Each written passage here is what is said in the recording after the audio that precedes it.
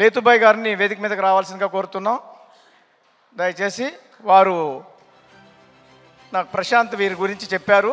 ఏమంటే ఈవిడ ఇక్కడ కొన్ని ఇందిరమ్మ ఇళ్ళు ఒక 20 హౌసెస్ శాంక్షన్ అయినాయని, వాళ్ళకి స్థలం లేదని అది వాపస్ వెళ్ళిపోతున్నాయి హౌస్ అని చెప్పి ఆమె భూమి ఎకరా భూమి వాళ్ళకి ధారాళంగా ఫ్రీకి ఇచ్చారు. ఆమె పేదరాలు, ఆమె భూమిని విరాళంగా ఇచ్చారు.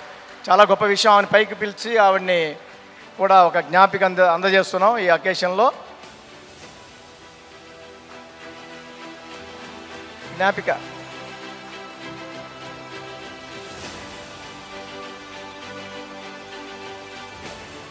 గెస్ట్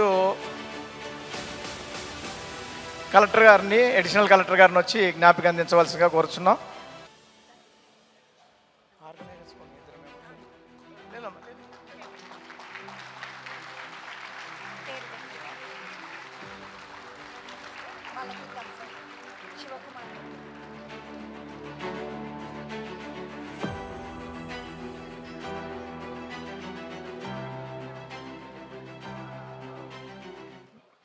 థ్యాంక్ యూ రాజా గారు, మళ్ళీ ఒకసారి అవకాశం ఇచ్చినందుకు.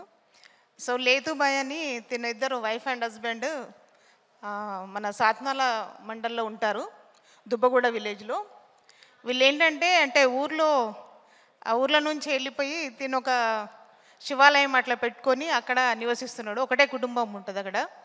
సో విలేజ్ వాళ్ళకి హౌసింగ్ శాంక్షన్ అయింది, బట్ అక్కడ ఏంటంటే ల్యాండ్ లేదనమాట వాళ్ళకు. ఆ దుబ్బగూడ విలేజ్లో నివసించే సాత్నాలలో అక్కడ ల్యాండ్ లేకపోతే వీళ్ళు ముందుకు వచ్చి స్వచ్ఛందంగా అంటే మా పక్కన మా విలేజ్ వాళ్ళు ఉండాలని చెప్పేసి వాళ్ళు ఎకరం ల్యాండ్ ఇవ్వడం జరిగింది. సో దానికి మన జిల్లా కలెక్టర్ గారు కూడా సన్మానం చేశారు. వాళ్ళకు సాయంగా కూడా దానికి అంటే ఆల్టర్నేట్ ల్యాండ్ ఎక్కడైనా ఇప్పించాలని కూడా ఆ సాయం కూడా చేయడానికి సిద్ధంగా ఉన్నామని తెలియజేయడం కూడా జరిగింది. సో వాళ్ళను కూడా పిలిపించి ఆ విషయం చెప్పడం జరిగింది. సో పెద్ద మనసుతో ఈ రోజుల్లో గజం ల్యాండ్ పోతేనే ఎన్నో కేసులు పెట్టేసి చంపుకునేదాకా వెళ్తున్న ఈ పరిస్థితిలో తను ముందుకు వచ్చి ఒక ట్రైబల్ లేడీ వాళ్ళంతా బాగా ఆలోచించి ఆ విలేజ్ వాళ్ళు మా పక్కనే ఉండాలని చెప్పేసి ఎకరం ల్యాండ్ దానం చేసినందుకు వాళ్ళకి అందరికీ గొప్ప మనసు ఉంది కాబట్టి అందరం ఒకసారి అభినందించగా గుర్తిస్తున్నాను.